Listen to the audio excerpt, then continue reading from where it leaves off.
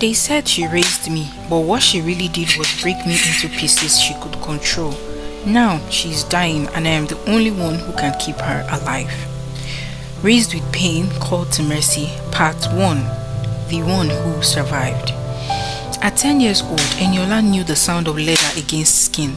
She knew silence was safer than truth, that her tears bought nothing, and that Auntie Chika's voice could cut through walls when rage took hold.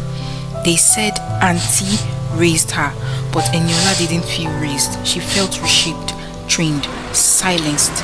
She escaped at 16, catching a commercial bus under a fake name, never looking back. Umahia became a ghost town in her memory.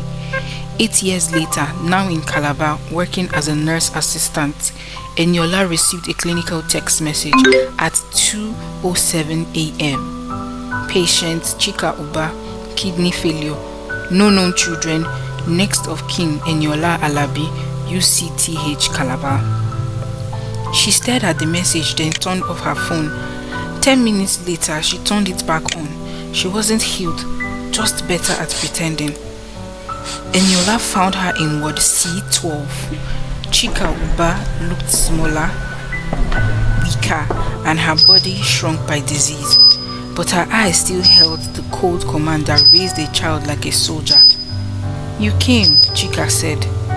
"You expected me to?" "I hoped you would." Her voice was raspy but familiar. Eniola stayed silent. Chika gestured weakly towards the empty chair.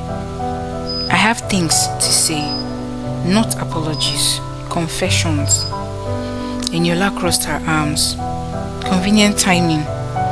Chika coughed, then leaned back. "I never hated you, you know. I hated what your mother left me with.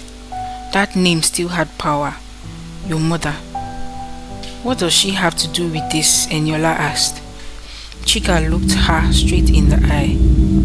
"They think my kidneys are killing me, but the real thing that's eating me is what I did to your mother." Like and subscribe for part 2.